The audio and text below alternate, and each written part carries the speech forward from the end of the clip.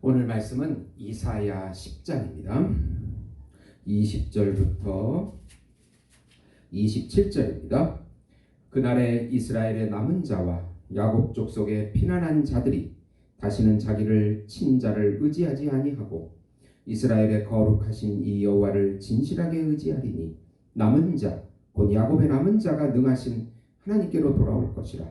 이스라엘이여 내 백성이 바다의 모래 같을지라도 남은 자만 돌아오리니 넘치는 공의로 파멸이 작정되었습니다. 이미 작정된 파멸을 주 만군의 여호와께서 온 세계 중의 끝까지 행하시리라.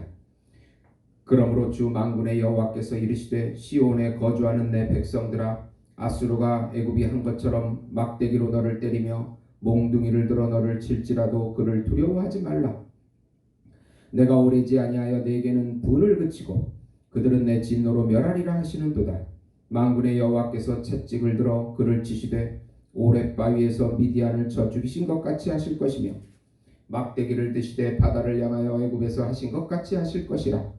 그날에 그의 무거운 짐이 내 어깨에서 떠나고 그의 멍에가 내 목에서 벗어지되 기름진 가닥에 멍에가 부러지리라. 아멘. 내 의식으로 살면 징벌이 온다라는 제목으로 은혜를 나누고자 합니다. 사랑하는 성도 여러분, 복음은 기쁜 소식입니다. 왜 복음이 우리에게 기쁜 소식이 됩니까?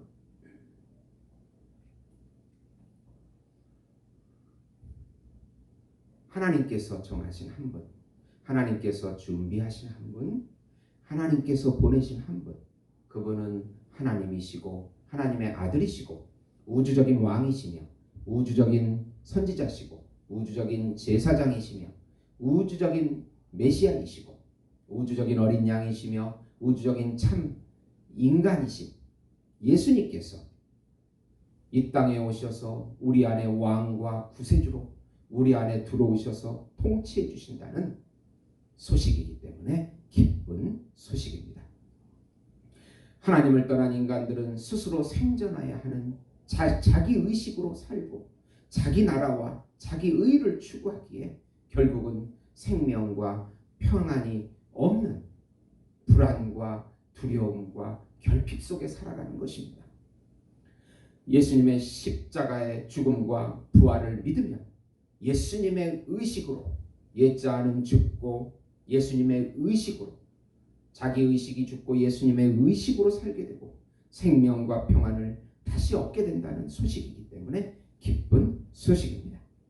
예수님께서 우리 세자와 참자와 거룩한 자와 영원한 자가 되어주셔서 우리의 모든 것이 되어주셔서 우리의 집이 되어주시고 양식이 되어주시고 의복이 되어주시고 친구가 되어주시고 친척이 되어주시고 남편이 되어주시고 부모가 되어주시고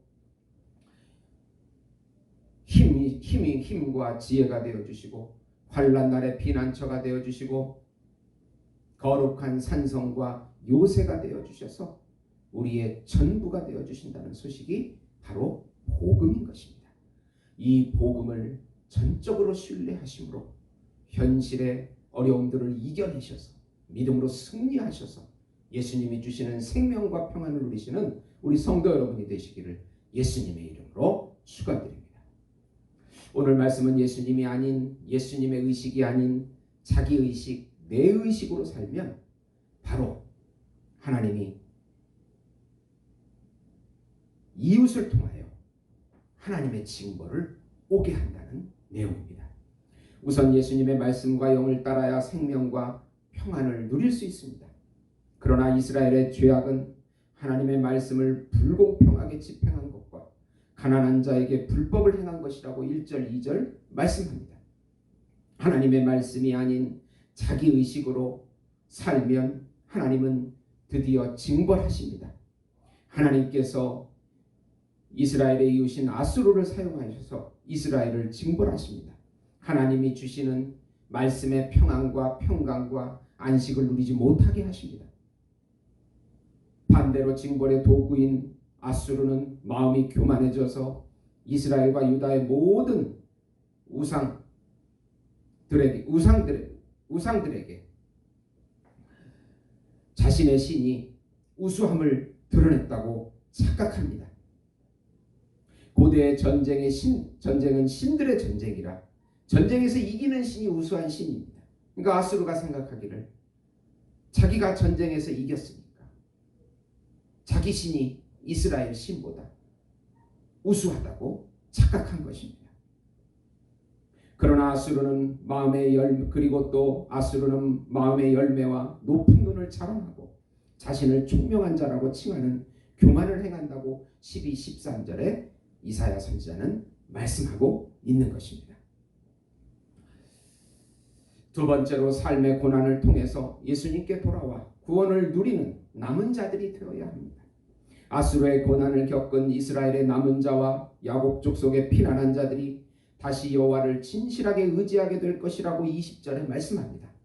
남은 자가 전능하신 하나님, 즉 오실 메시아 대신 예언된 임마누엘의 하나님께로 돌아오게 된다고 21절에 예언합니다. 이스라엘 백성이 바다의 모래와 같이 많을지라도 남은 자만 돌아온다고 하십니다.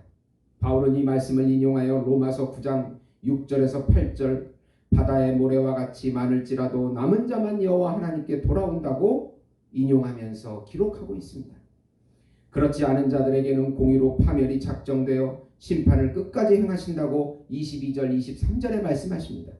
고난이 오면 내가 누구인가를 생각하고 내 의식으로 살았는가 예수님의 의식과 마음으로 살았는지를 돌이켜 생각해보고 다시 예수 안에 있는 자신을 보고 예수님을 의지하고 신뢰하고 의탁할 때 힘과 용기를 다시 얻게 되는 것입니다. 세 번째로 나를 괴롭힌 이웃도 하나님의 심판의 대상이 됨을 인식해야 합니다. 하나님께서 도끼가 찍는 자에게 자랑하고 톱이 켜는 자에게 큰 채하며 막대기가 드는 자를 움직이려 한다고 아수르의 교만을 비유적으로 지적하십니다. 살찐 자를 파리하게 하시고 불로 맹렬히 타게 하실 것이라고 합니다. 아수르의 영광이 소멸되어 병사가 점점 쇠약해져 갈 것이라고 하십니다. 이스라엘 백성들에게는 아수르의 몽둥이를 두려워하지 말고 오래지 않아서 여호와의 진노로 멸망하리라고 위로해 주십니다. 무거운 짐과 명예가 이스라엘에게서 벗어지게 될 것이라고 27절에 말씀하십니다. 우리의 징벌의 도구로 사용된 이웃도 그들이 교만하면 하나님의 심판을 받게 됩니다.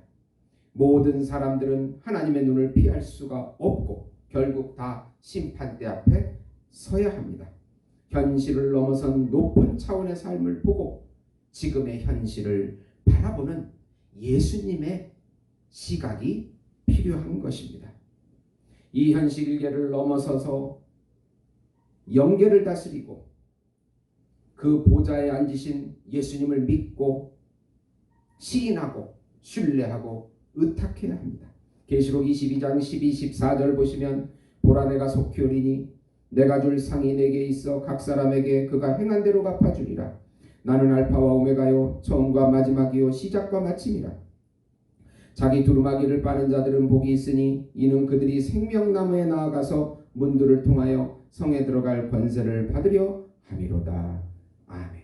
사랑하는 성도 여러분, 우리에게 고통과 고난을 주는 이웃에 대한 시각을 하나님의 관점에서 새롭게 바라보고 저 보좌에 앉으신 예수님의 통치 아래에 있다는 것을 믿고 그분을 신뢰하고 의탁할 때 그리고 그분의 섭리를 믿을 때 이 현실의 문제들이 풀어지게 될 것입니다. 입으로 시인하여서 예수님이 주시는 평강과 안식을 누리시는 우리 예수목장교회 성도 여러분이 되시기를 예수님의 이름으로 축원드립니다. 하나님 아버지, 이 현실만 보지 말고 영계의 보좌에 앉으신 예수님을 바라보고 그 옆에 우리가 있다는 것을 깊이 깨닫게 하시고 이 현실의 문제를 예수님의 능력과 섭리로 해결되었다는 믿음과 신뢰를 가지고 입술로 선포하는 저희들이 될 수 있도록 축복해 주시옵소서. 굳건한 믿음을 주시옵소서. 예수님의 이름으로 기도드리옵나이다. 아멘.